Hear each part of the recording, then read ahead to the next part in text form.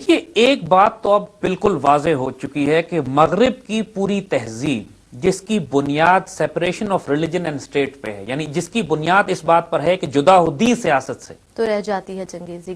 تو اقبال نے تو اس کو یہی کہا ہے کہ اب تو یہ چنگیزی نظام ہے. انسانیت اس میں دھاڑے مار مار کر رو رہی ہے، انسانیت تباہ و برباد ہو چکی ہے. ہر قسم کا ازم جو یہ انسان کی طرف پھینک رہے ہیں اس کی وجہ سے یہ تہذیب خود اپنے خنجر سے آپ خودکشی کرے گی اور کر چکی ہے.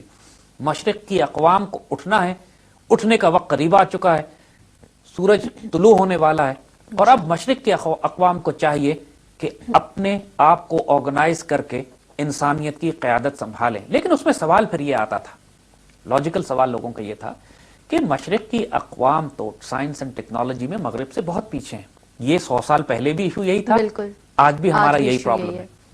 تو جب لوگ مغرب کی تہذیب سے کچھ سیکھنے جاتے تھے تو دقت یہ ہوتی تھی کہ صرف سائنس اینڈ ٹیکنالوجی سیکھ کر نہیں آتے تھے، اس کے ساتھ پوری وہ تہذیب چلی آتی تھی. سب کچھ یہ بہت بڑا کرائسس تھا.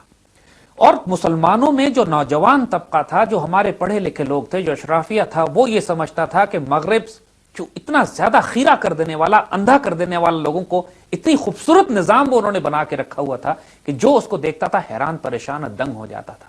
لوگوں کی عقلیں ماری جاتی تھیں. لوگ ایک دفعہ اس زمانے میں، اور بلکہ آج بھی حال یہ ہے کہ یورپ اور امریکہ کا دورہ کر کے آتے تو پھر اس کے بعد اپنے ملک کو، اپنی تہذیب کو، اپنے دین کو، اپنی اقدار کو گالیاں دینے پہ آتے ہیں، شرم محسوس کرتے ہیں مسلمان ہونے پر یا اپنی شناخت کو مینٹین کرنے پر. اس زمانے میں بھی یہی ایشوز تھے. تو اقبال نے ان ایشوز کو غیر معمولی طریقے سے ایڈریس کیا اور حیران کن حد تک ایڈریس کیا. یعنی آپ ذرا سنیے کہ جدیدیت اور مغربیت کا فرق جب وہ نوجوانوں کو سمجھاتے ہیں تو کیا بات کرتے ہیں. قوت مغرب ناز چنگ و رباب، ناز رقص دختران بے حجاب. دیکھو مغرب کی تہذیب کی طاقت، مغرب جو ویسٹرن ڈومیننٹ سیولائزیشن ہے جو اس وقت پوری دنیا پر قبضہ کر رہی ہے، وہ اس لیے نہیں کر رہی ہے کہ ناچ اور گانا وہ بہت زیادہ کرتے ہیں، حالانکہ کرتے ہیں، لیکن یہ this is not the reason. اب آپ ذرا اس کو ذرا تفصیل پہ آئیے. مغربی تہذیب اس لیے عروج پہ نہیں ہے کہ وہاں ناچ گانا موسیقی اور میوزک بہت زیادہ ہے، نہ وہ اس لیے عروج پر ہیں کہ اس کی عورتیں بے حجاب رقص کرتے ہیں. جو ویسٹرن سیولائزیشن میں آپ کو فحاشی اور عریانی اور بے حیائی نظر آتی ہے، ان کی طاقت اس کی وجہ سے نہیں ہے. پھر کہتے ہیں نہ سحر ساحرانہ لالا روست، نہ از اریاں سوق ونے از قطع موست.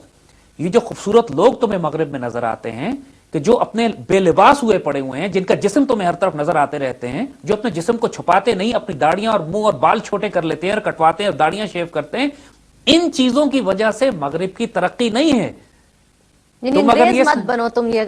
تم اگر یہ سمجھتے ہو کہ تم کو مغرب کی ٹیکنالوجی اور سائنس اور مغرب کی اچھی چیزیں لینے کے لیے ان جیسا ہونا پڑے گا، تو اس بات کو سمجھنے کی کوشش کرو کہ مغربی تہذیب کی طاقت ان کی بے حیائی میں، آوارگی میں، آزادی نسواں میں، عورتوں اور مردوں کے مخلوق اختلاط میں، عورتوں کی اس طریقے سے آوارگی میں، مردوں کی بے حیائی میں نہیں ہے. یہ طاقت محکمی پورا از نا لادینی است، ناز فروغش از خط لاطینی است.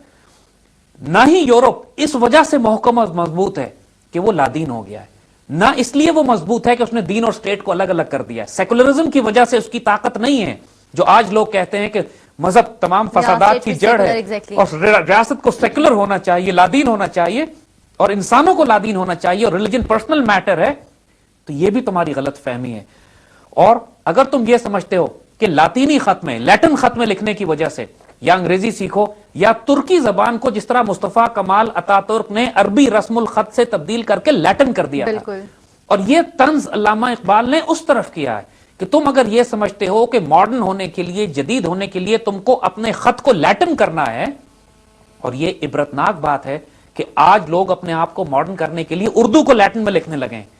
آج سارے ہمارے بچے، سارے ہمارے بڑے، ایڈورٹائزنگ ایجنسیز، ہماری حکومت اردو کو بھی لیٹن میں لکھتی ہے، انگریزی الفابیٹ میں لکھی جاتی ہے.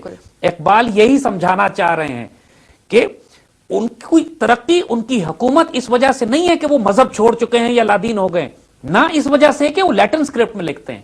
تم اپنی عربی رسم الخط میں، اپنے اردو میں، اپنی فارسی میں، اپنی عربی میں، اپنی ترکی زبان میں بھی تم ترقی حاصل کر سکتے ہو. قوت افرنگ از علم و فن است. اگر یورپ طاقتور ہے تو سائنس اینڈ ٹیکنالوجی کی وجہ سے طاقتور ہے. यूरोप अगर ताकतवर है तो अपनी गुड गवर्नेंस और मैनेजमेंट की वजह से ताकतवर है। बिल्कुल। यूरोप अगर ताकतवर है तो अपनी सिविक एडमिनिस्ट्रेशन, अपनी बिजली पानी गैस के निजाम को बेहतर करने की वजह से ताकतवर है। यूरोप अगर ताकतवर है कि वहां पे करप्शन नहीं है, वहां पे साइंस एंड टेक्नोलॉजी को उन्होंने अपने माशरे में इस तरह मरबूत कर दिया है कि अपने लोगों की फलाह और बेहतरी के लिए वो काम करते हैं।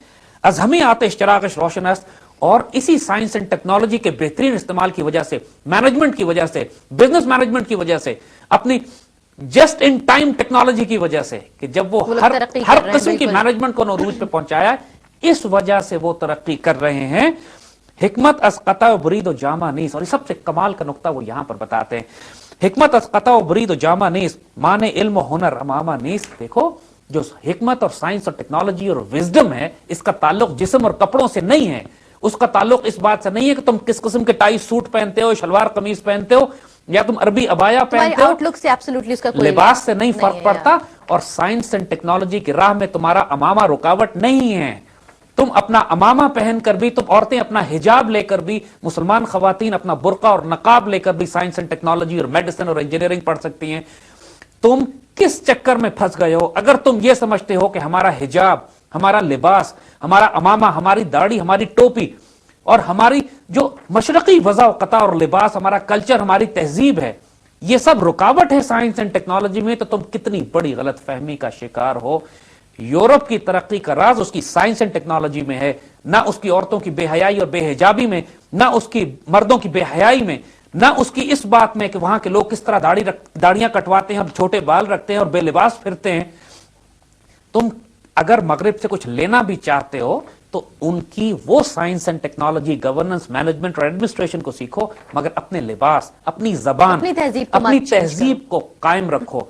किसी सूरत में अगर तुमने अपनी तहजीब को छोड़ना शुरू कर दिया और मगरिब को इख्तियार करना शुरू किया ये समझकर कि उस तहजीब से मैं तरक्की हासिल करूंगा, यानी अगर तुमने मॉडर्नाइजेशन को वेस्टर्नाइजेशन से कंफ्यूज कर दिया, तुमने अगर जदीदियत को मगरिबियत से कंफ्यूज कर दिया, तो तुम अपने दीन से भी जाओगे, इज्जत से भी जाओगे, आबरू से भी जाओगे, ईमान से भी जाओगे।